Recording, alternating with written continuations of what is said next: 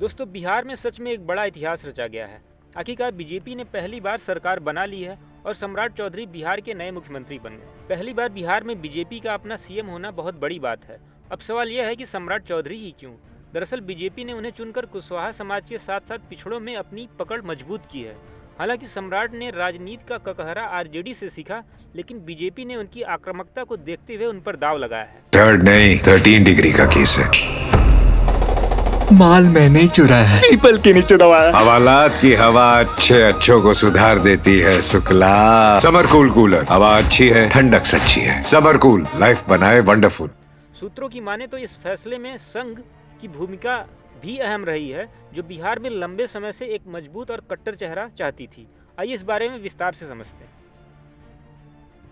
BJP तो आमतौर पे छोटी छोटी जीत पर भी पटाखे फोड़ती है, मिठाई बांटती है, होर्डिंग लगाती है, लेकिन इस बार सबसे बड़ी जीत के बावजूद बीजेपी की बिहार यूनिट में शांति छाई है।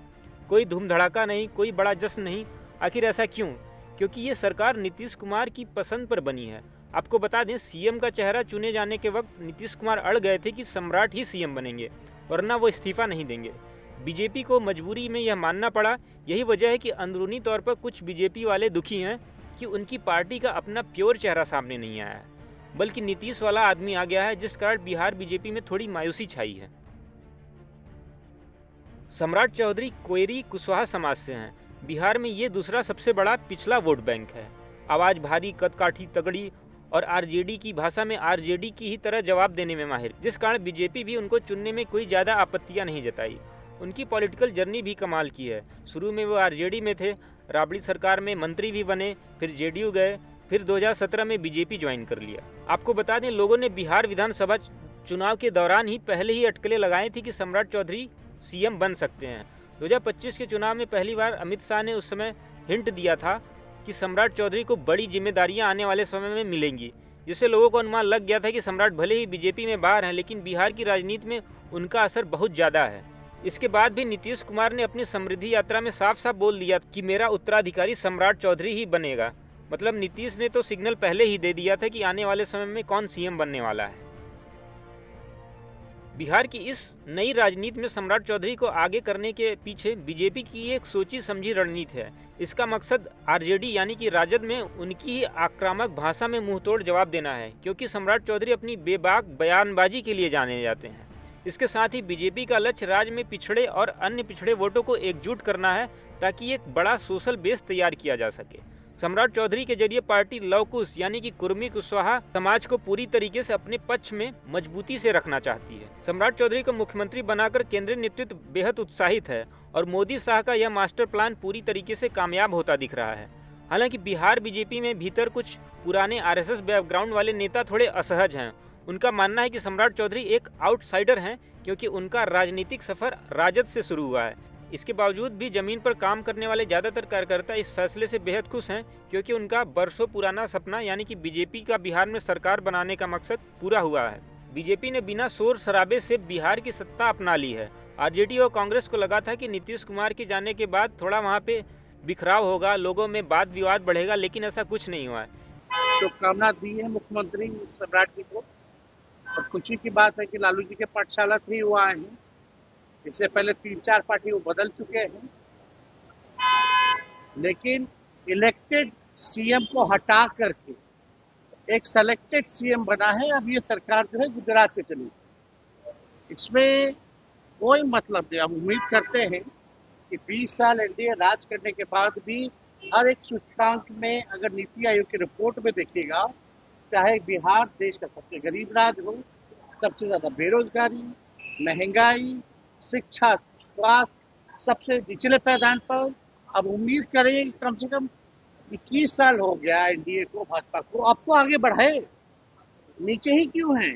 21 साल में तो अब तक तो 5 टॉप 5 स्टेट बनाना चाहिए। इसके उलट बीजेपी ने अपना काम ऐसे किया कि विपक्ष हाथ मलता रह गया और पहली बार बिहार राज्य में अपना मुख्यमंत्री बना ही लिया।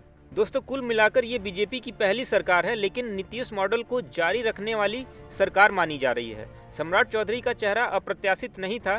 सबसे पहले सम्राट जी को ढेर सारी बधाई, ढेर सारी शुभकामनाएं। वो मेरे बिहार को एक अगले पड़ाव की ओर लेकर जाने वाले हैं। बिहार यहाँ से नई ऊंचाइयों पर जाएगा सम्राट जी के नेतृत्व में, ये मैं विश्वास रखता हूँ। जिस तरीके से मुख्यमंत्री नीतीश कुमार जी ने पिछले 2 दशक से बिहार को अलग अलग क्षेत्र में विपरीत परिस्थितियों में आगे लेकर जाने का काम किया, जिस तरीके से जंगल राज के दौर से बिहार को निकालकर आज एक स्थिर व्यवस्था में लाने का कार्य मुख्यमंत्री नीतीश कुमार जी के द्वारा किया गया। यकीनन सम्राट जी के नेतृत्व में हमारी एनडीए की ये सरकार उनके इन कार्यों को आगे लेकर जाएगी। मेरे प्रधानमंत्री के विकसित भारत के सपने को पूरा करने के लिए बिहार का विकसित राज्य बनना जरूरी है। उस दिशा में हम सब मिलकर काम करेंगे। इतना जरूर कहूँगा कि मुख्यमंत्री नीतीश कुमार जी की मौजूदगी और उनकी सक्रियता राज्य में, ये वो चीज़ है जो हम सब ज़रूर याद करेंगे। केंद्र की राजनीति में अब वो सक्रिय हो रहे हैं, उसके लिए मैं अपनी तरफ से, अपनी पार्टी की तरफ से नीतीश कुमार जी को ढेर सारी बधाई, शुभकामनाएं देता हूं और वहीं सम्राट चौधरी जी को इस नेतृत्व के लिए ढेर सारी शुभकामनाएं। लेकिन वो नीतीश कुमार के कारण ही आज बिहार का मुख्यमंत्री के तौर पे वो सामने आ गए हैं। बीजेपी ने बहुत पहले ही उन्हें तैयार किया था। विकास, सुशासन और सत्ता दोनों को साथ लेकर चलने का यह प्रयास है। अब देखना है कि सम्राट चौधरी बिहार को कितना आगे ले जाते हैं, क्योंकि बिहार एक बहुत ही पिछड़े राज्यों में गिना जाता है। आपको क्या लगता है, सम्राट चौधरी अच्छे सीएम साबित होंगे या नहीं? बीजेपी की ये सरकार कितने दिन आने वाले दिनों में चलने वाली है? कमेंट करके जरूर बताएं। अगर वीडियो पसंद आया तो लाइक करें, शेयर करें और चैनल को सब्सक्राइब करना ना भूलें। ऐसी ही और राजनीतिक जानकारी के लिए देखते रहें दैनिक जागरण।